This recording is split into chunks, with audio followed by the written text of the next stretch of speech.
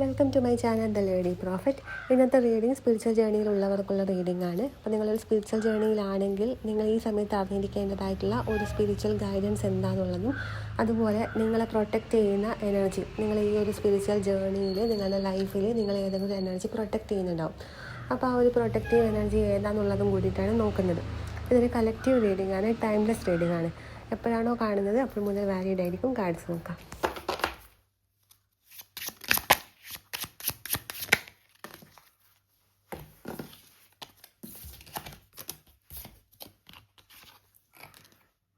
Dignified, mid-heaven,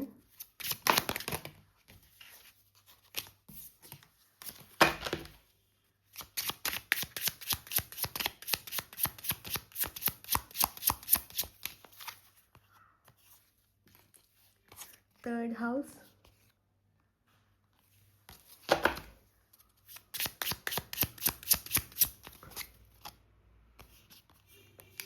Taurus, Pisces, Moon. Bottom card Aquarius ആണ് വന്നിരിക്കുന്നത്.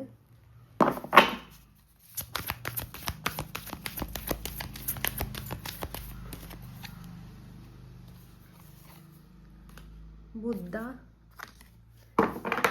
യമാസ്,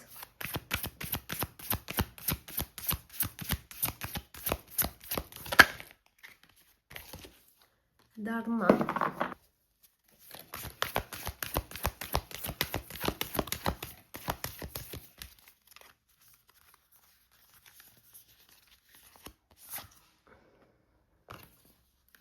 Shiva. Bottom of the deck Brahma. ഇതൊക്കെയാണ് നിങ്ങൾക്ക് വന്നിരിക്കുന്ന കാർഡ്സ്. നിങ്ങളെ പ്രൊട്ടക്റ്റ് ചെയ്യുന്ന ഡിവൈൻ എനർജി എന്താണെന്നുള്ളതാണ് നോക്കുന്നത്. അപ്പോൾ ആ എനർജി എന്താണെന്നുള്ളത് ഈ റീഡിങ്ങിൻ്റെ ലാസ്റ്റ് ഭാഗത്തോട്ടായിട്ടാണ് ഞാൻ പറയുന്നത്. ആദ്യം കാർഡുകൾ വന്നിരിക്കുന്നത് നോക്കിയിട്ട് എന്താണെന്നുള്ളത് എക്സ്പ്ലെയിൻ ചെയ്യാം. ബുദ്ധ എന്ന് പറയുന്ന കാർഡ് നിങ്ങൾക്ക് വന്നിട്ടുണ്ട്. അത് കാണിക്കുന്നത് പ്രധാനമായിട്ടും ബോധോദയം, ഒരു എൻലൈറ്റ്മെൻറ്റ്, ആന്തരികമായിട്ടുള്ള ശക്തി, അറിവ്, വിസ്ഡം, ഇന്നർ പീസ്, ഇതൊക്കെയാണ് കാണിക്കുന്നത്. അപ്പോൾ ഈ ഒരു കാർഡ് സൂചിപ്പിക്കുന്നത് നിങ്ങളുടെ എവേക്കണിങ്ങിനെയാണ് സൂചിപ്പിക്കുന്നത്. ഒരു കാര്യത്തിൻ്റെ സത്യാവസ്ഥ തിരിച്ചറിയുന്ന ഘട്ടത്തിലാണ് ഈ ഒരു കാർഡ് വരുന്നത്. ആശയക്കുഴപ്പങ്ങളൊക്കെ മാറി കാര്യങ്ങൾക്ക് ക്ലാരിറ്റി വരുന്ന സമയത്ത് ഈ ഒരു കാർഡ് വരാറുണ്ട്. അതുപോലെ നിങ്ങൾ ചെയ്യേണ്ടതായിട്ടുള്ള കർമ്മങ്ങളിൽ നിന്നുള്ള ഒരു വിരക്തി അനുഭവപ്പെടുന്ന സമയത്ത് ഈ ഒരു കാർഡ് വരാറുണ്ട്. മീൻസ് എപ്പോഴും നിങ്ങൾക്ക് എന്തെങ്കിലും ചെയ്തുകൊണ്ടിരിക്കണം എന്ന് തോന്നുന്നൊരു വ്യക്തിയായിരിക്കാം.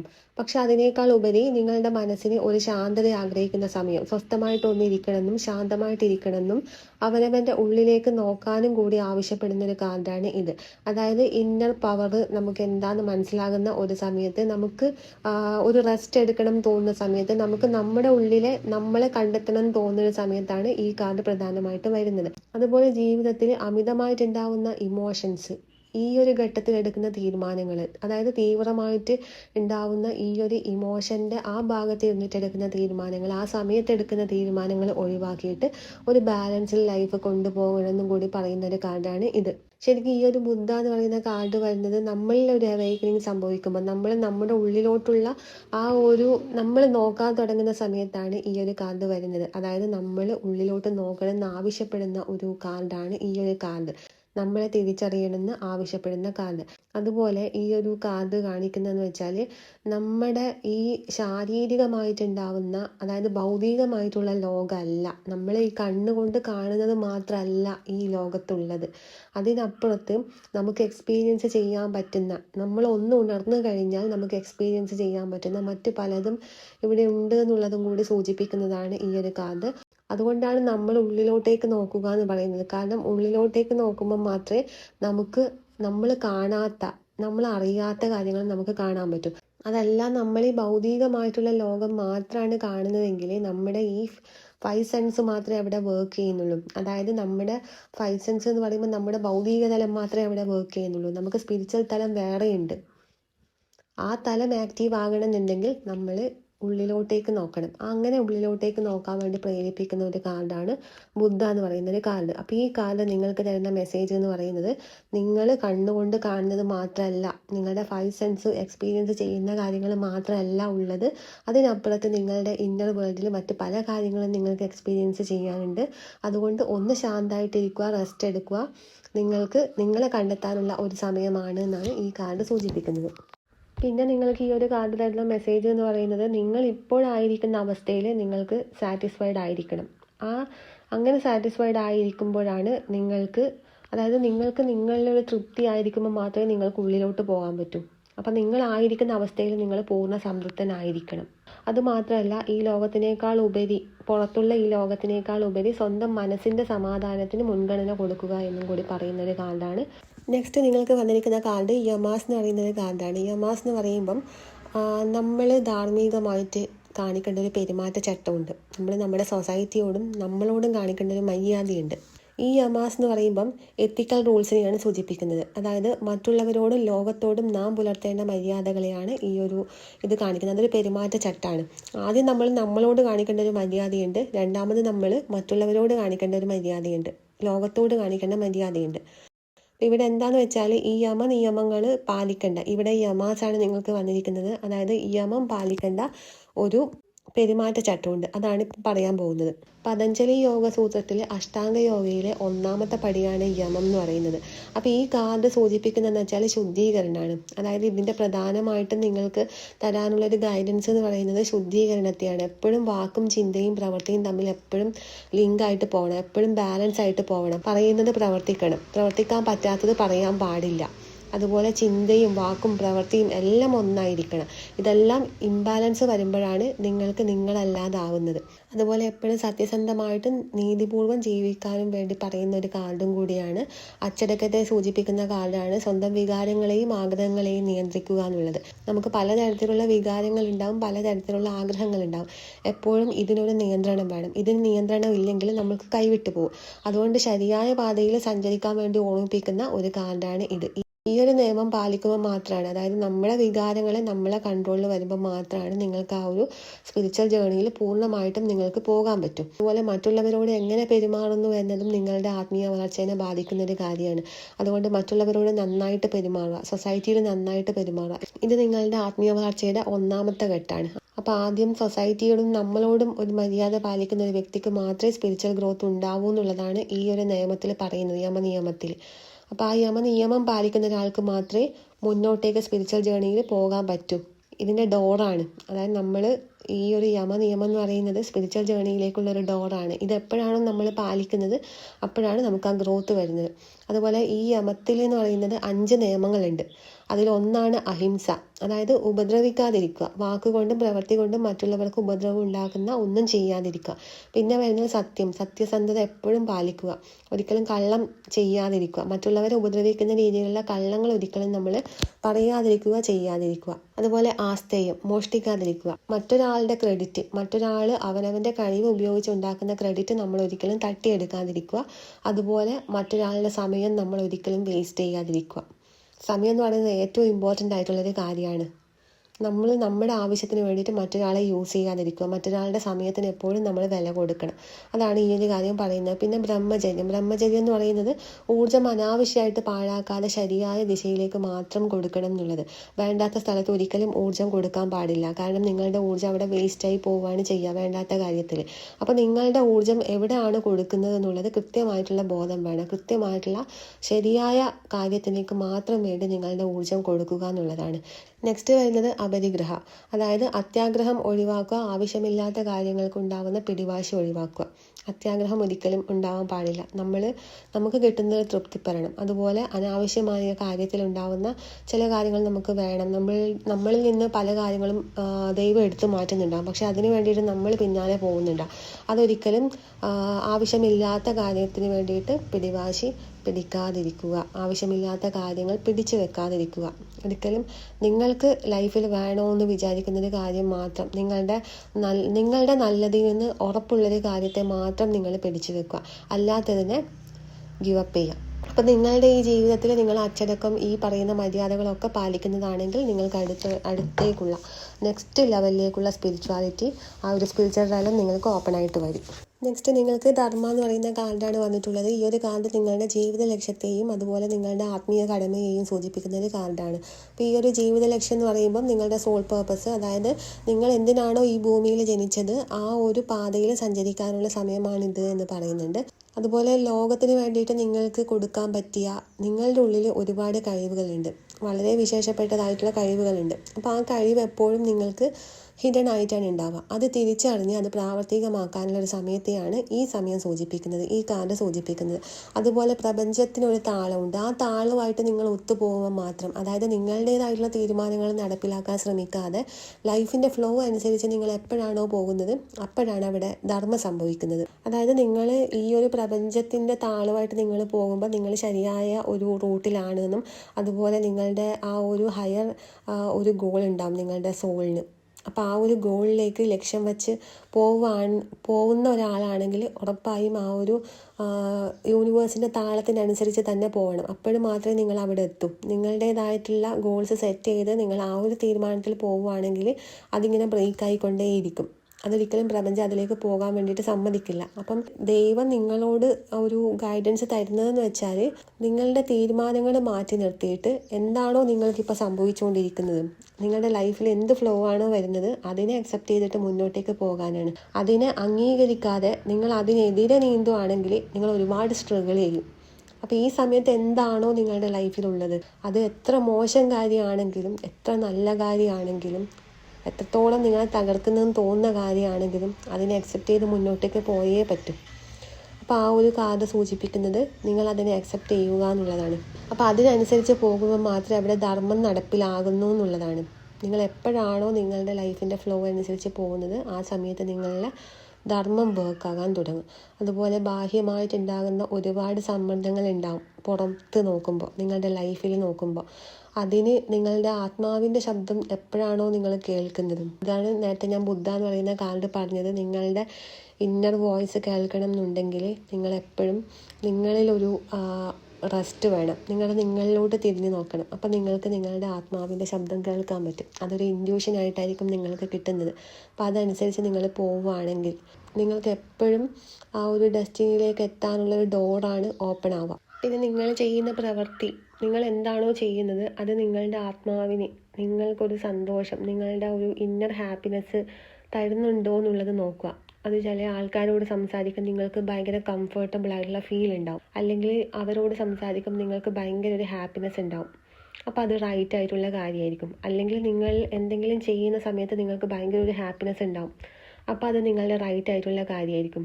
അതേസമയം നിങ്ങൾക്ക് അതിൽ ഓപ്പോസിറ്റ് ആയിട്ടുള്ളൊരു കാര്യമാണ് ഉണ്ടാവുന്നതെങ്കിൽ, ചില ആൾക്കാരോട് സംസാരിക്കുമ്പോൾ നിങ്ങൾക്ക് നെഗറ്റീവ് ഫീലാണ്, ഒരു ഹാപ്പിനെസ്സും ഉണ്ടാവുന്നില്ല, കംഫർട്ട് ഫീൽ ചെയ്യുന്നില്ല എന്നുണ്ടെങ്കിൽ അത് നിങ്ങൾക്ക് റോങ് ആയിട്ടുള്ളൊരു പേഴ്സൺ ആയിരിക്കും. അതുപോലെ നിങ്ങൾക്ക് എന്തെങ്കിലും കാര്യം ചെയ്യുമ്പോൾ നിങ്ങൾക്ക് അവിടെ കംഫർട്ട് ഫീൽ ചെയ്യുന്നില്ല, ഹാപ്പിനെസ് ഉണ്ടാവുന്നില്ല എന്നുണ്ടെങ്കിൽ അത് നിങ്ങൾ ചെയ്യുന്നത് റോങ് ആയിട്ടുള്ള കാര്യമാണ്. അപ്പോൾ ഇത് വച്ച് വിലയിരുത്തുക, നിങ്ങൾക്ക് അവിടെ കംഫർട്ടബിൾ ആവുന്നുണ്ടോ. അത് ആ ഒരു കംഫർട്ടബിൾ, ആ ഒരു ഹാപ്പിനെസ് എന്ന് പറയുന്നത് നിങ്ങളുടെ സോളിൻ്റെ ഒരു തൃപ്തിയാണ്. നിങ്ങളുടെ സോൾ അതാണ് ആഗ്രഹിക്കുന്നത്. അപ്പോൾ അത് വെച്ച് മനസ്സിലാക്കുക, നിങ്ങളുടെ സോൾ അത് ആഗ്രഹിക്കുന്ന കാര്യമാണോ അല്ലയോ എന്നുള്ളത് ഈ ഹാപ്പിനെസ്, ഈ കംഫർട്ടബിൾ അനുസരിച്ച് നിങ്ങൾക്ക് മനസ്സിലാക്കാൻ പറ്റും. അപ്പം നിങ്ങൾക്ക് ചുറ്റിലുള്ള വ്യക്തികൾ നിങ്ങൾക്ക് കംഫർട്ടബിൾ ആണോ, നിങ്ങളുടെ സോളിന് അത് ഓക്കെ ആണോ, അല്ലെങ്കിൽ നിങ്ങൾ ചെയ്യുന്ന കാര്യം നിങ്ങളുടെ സോളിന് ഓക്കെ ആണോ എന്നുള്ളത് നിങ്ങൾക്ക് ഈ ഒരു ഇത് വെച്ച് മനസ്സിലാക്കാൻ പറ്റും. അതുപോലെ നിങ്ങൾക്ക് നിങ്ങളായിരിക്കാൻ പറ്റുന്ന ചില വ്യക്തികളുണ്ടാവും. നിങ്ങൾക്ക് നിങ്ങൾ എന്താണോ അതായിരിക്കാൻ പറ്റുന്നത്. അതുപോലെ നിങ്ങൾക്ക് നിങ്ങൾ എന്താണോ ചില കാര്യങ്ങൾ നിങ്ങൾക്ക് ചെയ്യുമ്പം നിങ്ങളായിരിക്കാൻ പറ്റും. അപ്പം അതൊക്കെ ചിന്തിക്കുക, എന്താണ് നിങ്ങൾക്കുള്ളിൽ സംഭവിക്കുന്നത് എന്നുള്ളത്. അപ്പം അതിനെ സൂചിപ്പിക്കുന്ന കാർഡാണ് ഈ ധർമ്മ എന്ന് പറയുന്നത്. അതായത് നിങ്ങളുടെ ആത്മാവിന് തൃപ്തി ഉണ്ടാവുന്നുണ്ടോ നിങ്ങൾ ചെയ്യുന്ന പ്രവൃത്തിയിൽ, നിങ്ങൾ ചെയ്യുന്ന കർമ്മത്തിൽ എന്നുള്ളത് ഒന്നുകൂടി ഒന്ന് റീതിങ്ക് ചെയ്യാൻ പറയുന്നൊരു കാർഡാണ് ഈ ധർമ്മ എന്ന് പറയുന്നത്. യൂണിവേഴ്സിൻ്റെ ഫ്ലോ അനുസരിച്ച് അതിൻ്റെ താളത്തിനനുസരിച്ച് പോവുക എന്ന് പറയുന്ന കാർഡ്. ഒരു റിതം ഉണ്ട്, ആ റിതം എപ്പോഴും മാച്ച് ആയിരിക്കണം, അപ്പോഴാണ് അവിടെ ധർമ്മം പാലിക്കപ്പെടുന്നത്. അപ്പോൾ ഇത് ശ്രദ്ധിക്കുക. അപ്പം നിങ്ങൾക്കിപ്പോൾ ശിവ എന്ന് പറയുന്നൊരു എനർജിയാണ് ഉള്ളത്. അതായത് കംപ്ലീറ്റ് സംഹരിക്കുന്ന ഒരു പീരീഡിലൂടെയാണ് കടന്നു പോകുന്നത്. നിങ്ങളുടെ വേണ്ടാത്ത കാര്യങ്ങൾ, നിങ്ങളുടെ ഹയർ സെൽഫിന് അല്ലെങ്കിൽ ഹയർ ജേണിക്ക് ഗുഡ് അല്ലാത്ത എല്ലാ കാര്യങ്ങളും സംഹരിച്ചില്ലാണ്ടാക്കും. അത് നിങ്ങളുടെ ജോലിയാണെങ്കിൽ, നിങ്ങളുടെ റിലേഷൻഷിപ്പ് ആണെങ്കിൽ, ഏതും നിങ്ങൾക്ക് ഗുഡ് അല്ലാത്ത എല്ലാ കാര്യങ്ങളും നിങ്ങളിൽ നിന്ന് എടുത്തു മാറ്റുന്ന ഒരു സമയമാണ്. ഈ സമയത്ത് മിററിങ് എന്താണെന്ന് മനസ്സിലാക്കുന്ന ആൾക്കാർക്ക് ഈ ഒരു സംഭവം ബ്രേക്ക് ആകും. അങ്ങനെ ബ്രേക്ക് ആകുമ്പോൾ ഇവിടെ കൃത്യമായിട്ട് വന്നിട്ടുണ്ട് ബോട്ടം ഓഫ് ദ ഡെക്ക് ബ്രഹ്മ എന്ന് പറയുന്ന കാർഡ്. ബ്രഹ്മ എന്ന് പറയുമ്പോൾ ബ്രഹ്മാവ് ക്രിയേഷനാണ് അല്ലേ, സൃഷ്ടിയാണ്. ശിവസംഹാരവും ബ്രഹ്മാവ് സൃഷ്ടിയുമാണ്. അപ്പോൾ ശിവൻ ഇപ്പോൾ സംഹരിക്കുകയാണ് ചെയ്യുന്നത്. ഓവറോൾ എനർജി വന്നിരിക്കുന്നത് ബ്രഹ്മയാണ്. ബ്രഹ്മ റീക്രിയേറ്റ് ചെയ്യുകയാണ് ചെയ്യുന്നത്. അതായത് നിങ്ങൾക്ക് മനസ്സിലായിട്ടുണ്ട് കുറേ കാര്യങ്ങൾ നിങ്ങളുടെ ലൈഫിനെ കുറിച്ച്. അതുകൊണ്ടാണ് ഇപ്പോൾ റീക്രിയേഷൻ സംഭവിക്കുന്നത്. ചിലർക്ക് മനസ്സിലാകാതെ സ്റ്റെക്കായിട്ടുണ്ടാവാം, പക്ഷെ അത് നിങ്ങൾക്ക് മനസ്സിലാകും. അതുകൊണ്ടാണ് ഇവിടെ ബ്രഹ്മ വന്നിരിക്കുന്നത്. ബ്രഹ്മാവ് എന്ന് പറയുമ്പോൾ നമ്മുടെ ക്രിയേഷനെയാണ് കാണിക്കുന്നത്, സൃഷ്ടിയെയാണ് കാണിക്കുന്നത്. അപ്പോൾ സൃഷ്ടിക്കപ്പെടുന്നുണ്ട്. സംഹരിക്കുന്നതിനനുസരിച്ച് തന്നെ സൃഷ്ടി ഉണ്ടാകുന്നുണ്ട്. അപ്പോൾ ഈ സംഹാരവും സൃഷ്ടിയും ഒരുമിച്ച് നടക്കുമ്പോൾ എന്ത് സംഭവിക്കുന്നു വെച്ചാൽ നിങ്ങളുടെ കംഫർട്ട് സോൺ ബ്രേക്ക് ആവുകയാണ് ചെയ്യുക. അപ്പോൾ ഈ കംഫർട്ട് സോൺ ബ്രേക്ക് ആവേണ്ട സമയത്ത് നമ്മുടെ ഓരോരുത്തരുടെ ലൈഫിലും ഈ കംഫർട്ട് സോൺ ബ്രേക്ക് ആവേണ്ട ഒരു ഡിവൈൻ ടൈം ഉണ്ടാവും. അത് നമ്മൾ സ്പിരിച്വലി അവേക്കണിങ് ആവുന്ന സമയത്തായിരിക്കും ചിലർക്ക് വരിക. അതല്ലെങ്കിൽ ചിലർക്ക് അവരുടെ സോൾ പേർപ്പസിലേക്ക് എത്തേണ്ട സമയത്തായിരിക്കും വരിക. അതല്ലെങ്കിൽ ട്വിൻ ഫ്ലെയിം ജേർണിയിലുള്ള ആൾക്കാർക്കും വരാറുണ്ട്. അതായത് ട്വിൻ ഫ്ലെയിം ജേർണിയിലുള്ള ആൾക്കാർക്ക് എന്ന് പറയുമ്പോൾ നേരെ ഓപ്പോസിറ്റുള്ള, അതായത് നിങ്ങൾ ഏത് എനർജിയിലാണോ അതിൻ്റെ നേരെ ഓപ്പോസിറ്റുള്ള ഒരു പാർട്ട്ണറായിരിക്കും വരിക. മീൻസ് നിങ്ങളൊരു കമ്മിറ്റ്മെൻറ്റ് കൊടുക്കാത്തൊരു വ്യക്തിയാണെങ്കിൽ, നിങ്ങൾക്ക് റെസ്പോൺസിബിലിറ്റി ഇല്ലാതെ നിങ്ങളൊരു ഫ്രീ ആയിട്ട് നിൽക്കണം എന്ന് വിചാരിക്കുന്ന ഒരു വ്യക്തിയാണെങ്കിൽ നിങ്ങളുടെ ട്വിൻ ഫ്ലെയിമായിട്ട് വരുന്ന ആൾക്ക് ഇത് നിർബന്ധമായിരിക്കും. അപ്പോൾ ആ ഒരു ട്രിഗറിങ് നിങ്ങൾക്കിങ്ങനെ ഈ വ്യക്തി തന്നുകൊണ്ടേയിരിക്കും. അത് നിങ്ങളെ സെപ്പറേഷനിലേക്ക് പോവുകയും ചെയ്യും. ആ സമയത്ത് നിങ്ങൾക്ക് ഒരുപാട് ഡിവൈൻ ലെസൺ പഠിക്കാനുണ്ടാവും. നിങ്ങളുടെ കംഫർട്ട് സോൺ ബ്രേക്ക് ചെയ്യേണ്ടി വരും. അങ്ങനെ ട്രിഗറിങ് തന്നുകൊണ്ടേയിരിക്കും. അതേസമയം നിങ്ങളൊരു കമ്മിറ്റ്മെൻറ്റ് കൊടുക്കുന്ന ഒരു വ്യക്തിയാണെങ്കിൽ ഓപ്പോസിറ്റ് നിങ്ങൾക്ക് വരുന്നതെന്ന് വെച്ചാൽ കമ്മിറ്റ്മെൻറ്റ് വേണ്ടാന്ന് വിചാരിക്കുന്ന ഒരു വ്യക്തിയായിരിക്കും. അപ്പോൾ ഇതിങ്ങനെ ഓപ്പോസിറ്റ് ആയിട്ടായിരിക്കും എനർജി വരിക. അത് ഓപ്പോസിറ്റ് എനർജി വരുന്നതെന്ന് വെച്ചാൽ രണ്ടുപേരുടെ എനർജിയും തമ്മിൽ ബാലൻസിങ്ങിൽ വരണം. നിങ്ങളുടെ എനർജി ബാലൻസിങ്ങിൽ വരുമ്പോൾ മാത്രമേ ഓപ്പോസിറ്റുള്ള ആളുടെ എനർജി ബാലൻസിൽ വരും. അപ്പോൾ ഈ ഒരു ബാലൻസിങ്ങിന് വേണ്ടിയിട്ടാണ് അങ്ങോട്ടും ഇങ്ങോട്ടും പരസ്പരം മിറർ ചെയ്യുന്നത്. അതിനെയാണ് മിററിംഗ് എന്ന് പറയുന്നത്. അപ്പോൾ ഈ മിററിങ് വരുമ്പം അത് ചില ആൾക്കാർക്ക് വേറെ എന്തെങ്കിലും സാഹചര്യത്തിലായിരിക്കും വരുന്നത്. അവരുടെ ജോലി കാര്യത്തിലായിരിക്കും വരുന്നത്. ചില ആൾക്കാർക്ക് അവരുടെ സ്പിരിച്വൽ ജേർണിയിലായിരിക്കും വരുന്നത്. അങ്ങനെ പല രീതിയിൽ നമുക്കിങ്ങനെ ട്രിഗർ ചെയ്യാൻ വേണ്ടിയിട്ട് ട്രിഗറിങ് തന്നുകൊണ്ടേയിരിക്കും. അത് തരുന്നതെന്ന് വെച്ചാൽ നമ്മുടെ ഈ കംഫർട്ട് സോൺ നമ്മൾ ബ്രേക്ക് ആക്കാൻ വേണ്ടിയിട്ടാണ്. കാരണം ഈ കംഫർട്ട് സോൺ ബ്രേക്ക് ആക്കുക എന്ന് പറയുന്നത് അവരുടെ ലിമിറ്റേഷനെ മറികടക്കുക എന്നുള്ളതാണ്. നമുക്ക് ഓരോരുത്തർക്കും ഓരോ ലിമിറ്റേഷൻ ഉണ്ടാവും. ഈ ലിമിറ്റേഷനെ ട്രിഗർ ചെയ്യുന്നതാണ് ഓപ്പോസിറ്റ്. എന്തെങ്കിലും ഒന്ന് ഉണ്ടെങ്കിൽ മാത്രമേ നമുക്ക് ആ ഒരു ലിമിറ്റേഷനെ ബ്രേക്ക് ചെയ്യാൻ പറ്റും. ഈ ലിമിറ്റേഷൻ എന്ന് പറയുന്നത് നമ്മുടെ കംഫർട്ട് സോണാണ്. ഒരിക്കലും നമ്മൾ ആ കംഫർട്ട് സോൺ വിട്ട് പുറത്ത് വരാൻ ആഗ്രഹിക്കുന്നവരായിരിക്കില്ല. അതിൽ തന്നെ നിൽക്കാൻ ആഗ്രഹിക്കുന്നവരായിരിക്കും. അപ്പം അങ്ങനെയുള്ളവർക്ക് ട്രിഗറിങ് തരാൻ വേണ്ടിയിട്ട് ഓപ്പോസിറ്റ് ചില വ്യക്തികളായിട്ട് വരും, ചില സാഹചര്യങ്ങളായിട്ട് വരും. അപ്പോൾ ഈ മിററിങ് എന്താണെന്ന് നിങ്ങൾ മനസ്സിലാക്കണം. നിങ്ങൾക്ക് ഓപ്പോസിറ്റ് ഒരു വ്യക്തിയാണ് ട്രിഗർ തന്നുകൊണ്ടേ ഇരിക്കുന്നുണ്ടെങ്കിൽ അവിടെ എന്താണ് മിററിങ് എന്നുള്ളത് മനസ്സിലാക്കണം. എന്താണ് അവർ നിങ്ങൾക്ക് കാണിച്ചു തരുന്നത് എന്നുള്ളത്. അവരറിയാതെ ആയിരിക്കും അവരത് കാണിച്ചു തരുന്നത്. അത് നിങ്ങൾക്കൊരു മെച്യൂരിറ്റി ഉള്ളൊരു സോളാണെങ്കിൽ നിങ്ങൾക്കത് മനസ്സിലാക്കാൻ പറ്റും. അതല്ല ഓപ്പോസിറ്റ് ഒരു സാഹചര്യമാണ് നിങ്ങളെ ട്രിഗർ ചെയ്യുന്നതെങ്കിൽ അവിടെയും നിങ്ങളൊരു മെച്യൂർഡ് സോൾ ആണെങ്കിൽ നിങ്ങൾക്ക് ആ ഒരു മിററിങ് എന്താണെന്ന് മനസ്സിലാക്കാൻ പറ്റും. അപ്പോൾ ഇവിടെ ഈ ഒരു കംഫർട്ട് സോൺ ബ്രേക്ക് ആവുന്ന സമയത്ത് മിററിങ് എന്താണെന്ന് മനസ്സിലാക്കാൻ പറ്റിയ ആൾക്കാർക്ക് ഇത് കംപ്ലീറ്റ് ആയിട്ട് ബ്രേക്ക് ചെയ്ത് നിങ്ങൾക്ക് നിങ്ങളുടെ ഡെസ്റ്റിനിയിലെത്താൻ പറ്റും. നിങ്ങളുടെ സോളിൻ്റെ പവർ എന്താണോ, നിങ്ങളുടെ സോളിൻ്റെ അത് നോർത്ത് നോഡ് സൗത്ത് നോഡ് നോക്കിക്കഴിഞ്ഞാൽ നിങ്ങൾക്ക് മനസ്സിലാക്കാൻ പറ്റും നിങ്ങളുടെ സോൾ നേച്ചർ എന്താണെന്നുള്ളത്. അപ്പോൾ ആ സോൾ നേച്ചറിൽ നിങ്ങൾക്ക് എത്തണമെന്നുണ്ടെങ്കിൽ സൗത്ത് നോഡായ കംഫർട്ട് സോൺ നിങ്ങൾ ബ്രേക്ക് ചെയ്യണം. അത് നിങ്ങളുടെ ലിമിറ്റേഷനാണ്. നിങ്ങളുടെ ലിമിറ്റേഷൻ എന്താണെന്ന് മനസ്സിലാക്കിയിട്ട് ബ്രേക്ക് ചെയ്യുന്ന ആൾക്കാർക്ക് മാത്രമാണ് നെക്സ്റ്റ് ലെവലിലേക്കുള്ള സ്പിരിച്വാലിറ്റി ഓപ്പൺ ആവുക. അത്ര വരെ നിങ്ങൾക്ക് നോളജ് ആർജിച്ചെടുക്കുക എന്നുള്ളത് മാത്രമായിരിക്കും. ഒരുപാട് സ്പിരിച്വൽ നോളജ് ഉണ്ടാവും. പക്ഷെ അത് നിങ്ങളുടെ സോൾ പർപ്പസിലേക്ക് എത്തണമെന്നുണ്ടെങ്കിൽ ഇത് ബ്രേക്ക് ചെയ്യണം. നിങ്ങളുടെ ലിമിറ്റേഷൻ ബ്രേക്ക് ചെയ്യണം. അപ്പോൾ അത് മിററിങ് എന്താണെന്ന് മനസ്സിലാക്കുക. മിററിങ് മനസ്സിലാക്കി കഴിയുമ്പോൾ നിങ്ങൾക്ക് ബ്രേക്ക് ചെയ്യേണ്ട കാര്യം മനസ്സിലാവും. അപ്പോൾ നിങ്ങളുടെ ലിമിറ്റേഷൻ ബ്രേക്ക് ചെയ്യാത്തിടത്തോളം കാലം നിങ്ങൾ സെയിം ലൂപ്പിൽപ്പെട്ട് ഇങ്ങനെ കറങ്ങിക്കൊണ്ടേയിരിക്കും. ഒരുപാട് സ്ട്രഗിൾ ചെയ്യേണ്ടി വരും. അതുകൊണ്ട് ലിമിറ്റേഷൻ ബ്രേക്ക് ചെയ്യണം. അപ്പം നോക്കിയിട്ടുള്ളത് നിങ്ങളെ പ്രൊട്ടക്റ്റ് ചെയ്യുന്ന ശക്തി ആരാന്നുള്ളതാണ് നോക്കിയിട്ടുള്ളത്. അപ്പോൾ ശിവയും ബ്രഹ്മയുമാണ് വന്നിരിക്കുന്നത്. ഇതൊരു ബാലൻസ് ആണ്. അതായത് സംഹാരം നടക്കുന്നതിന് തുല്യമായിട്ട് തന്നെ ഒരു ബാലൻസ് തന്നെ റീക്രിയേഷൻ നടക്കുന്നുണ്ട്. ആ ഒരു ക്രിയേഷൻ എനർജിയും വർക്ക് ആവുന്നുണ്ട്. അതുകൊണ്ട് ഇതൊരു ബാലൻസ് ആയിട്ടാണ് പോകുന്നത്. ഒരിക്കലും സംഹാരം മാത്രം, നഷ്ടപ്പെടൽ മാത്രമല്ല, ക്രിയേഷൻ നടക്കുന്നുണ്ട്. അപ്പോൾ ഒരു ബാലൻസിങ് എനർജിയാണ് വന്നിരിക്കുന്നത്. അതായത് ശിവയും ബ്രഹ്മയും രണ്ടും ബാലൻസ് ചെയ്യപ്പെടുകയാണ് ചെയ്യുന്നത്. അപ്പോൾ ഒരു ബാലൻസിങ് എനർജിയിലാണ് ഇപ്പം നിങ്ങൾ പോകുന്നത്, ബാലൻസിങ് എനർജിയാണ് വർക്ക് ആവുന്നത്. അപ്പോൾ പ്രൊട്ടക്റ്റ് ചെയ്യുന്ന ദേവത വന്നിരിക്കുന്നത് ശിവ, ബ്രഹ്മാവ്. സംഹാരത്തിൽ നിന്നും സൃഷ്ടിയിലേക്ക് വരുന്നൊരു മാറ്റമാണ്, ശിവയിൽ നിന്നും ബ്രഹ്മാവിലേക്ക് വരുന്നൊരു മാറ്റം. ശിവ എല്ലാം സംഹരിക്കുന്നുണ്ട്, ശിവ എനർജി, ബ്രഹ്മ എനർജി എല്ലാം ക്രിയേറ്റ് ചെയ്യുന്നുണ്ട്. അത് റീക്രിയേഷൻ, നിങ്ങളെ റീക്രിയേറ്റ് ചെയ്യുകയാണ് ചെയ്യുന്നത്. അതായത് നിങ്ങളുടെ പഴയ വേർഷൻ റീക്രിയേറ്റ് ചെയ്യല്ല, നിങ്ങളുടെ സോൾ വേർഷൻ എന്താണോ അത് റീക്രിയേറ്റ് ചെയ്യുകയാണ് ചെയ്യുന്നത്. അപ്പോൾ നിങ്ങൾക്ക് ഈ സമയത്ത് മനസ്സിലാവണമെന്നില്ല നിങ്ങൾക്ക് ആ ക്രിയേഷൻ എന്താണെന്നുള്ളത്. നിങ്ങൾ ഈ സംഹാരം മാത്രമേ കാണുന്നുണ്ടാവും, പക്ഷേ ആ സംഹരിക്കുന്നതിന് ഒരുമിച്ച് തന്നെ നിങ്ങളിൽ ഒരു സൃഷ്ടിയും ഉണ്ടാവുന്നുണ്ട്. ആ സൃഷ്ടി കുറച്ച് കഴിഞ്ഞാൽ മാത്രമേ നിങ്ങൾക്ക് കാണാൻ പറ്റൂ, കാരണം അതിവിടെ ഓപ്പൺ ആയിട്ട് വന്നിട്ടില്ല. അത് കാരണം എന്ന് വെച്ചാൽ ഇവിടെ മൂൺ ഗാർഡ് വന്നിട്ടുണ്ട്, അതായത് അതിപ്പോഴും ഹൈഡിങ്ങിലാണ് ഉള്ളത്. അപ്പോൾ ആ ഹൈഡ് എനർജി നിങ്ങൾ എപ്പോഴാണോ ആ ഒരു ഫ്ലോയിൽ വരുന്നത് ആ സമയത്ത് മാത്രമേ നിങ്ങൾക്ക് സംഭവിക്കുന്ന ആ സൃഷ്ടി എന്താണെന്നുള്ളത് നിങ്ങൾക്ക് മനസ്സിലാക്കാൻ പറ്റൂ. അത്ര വരെ ഈ ശിവ എനർജിയിൽ ഉണ്ടാവുന്ന സംഹാരം മാത്രമാണ് നിങ്ങൾക്ക് കാണാൻ പറ്റുന്നത്. അതുകൊണ്ടാണ് നേരത്തെ ഞാൻ പറഞ്ഞത് നിങ്ങളുടെ ഇന്നർ ഇതിലോട്ടേക്ക് വരാനുണ്ട് എന്നുള്ളത്. ഇന്നർ അവേക്കണിങ് നിങ്ങൾക്ക് സംഭവിക്കണം. അപ്പം ആന്തരികമായിട്ടുള്ള ആ ഒരു വെളിച്ചം നിങ്ങൾക്ക് കാണാൻ പറ്റണം. ആ സമയത്താണ് നിങ്ങൾക്ക് ഈ ബ്രഹ്മ എന്ന് പറയുന്ന ആ ഒരു കാർഡിൽ എന്താണോ നിങ്ങളുടെ ലൈഫിൽ ക്രിയേറ്റ് ചെയ്യപ്പെടുന്നത് അത് നിങ്ങൾക്ക് അറിയാൻ പറ്റും. അപ്പം അത് അറിയാൻ കുറച്ച് ടൈം എടുക്കും. ഇപ്പം നിങ്ങളിൽ ആ ഒരു സ്പിരിച്വൽ എല്ലാം കംപ്ലീറ്റ് ആയിട്ടൊന്ന് ഓപ്പൺ ആയിട്ട് വരണം, അപ്പോഴാണ് നിങ്ങൾക്കത് കാണാൻ പറ്റുന്നത്. ഇപ്പം അത് പകുതി ഒരു മൂൺ ഗാർഡ് എപ്പോഴും ഹൈഡിങ്ങാണ് കാണിക്കുന്നത്.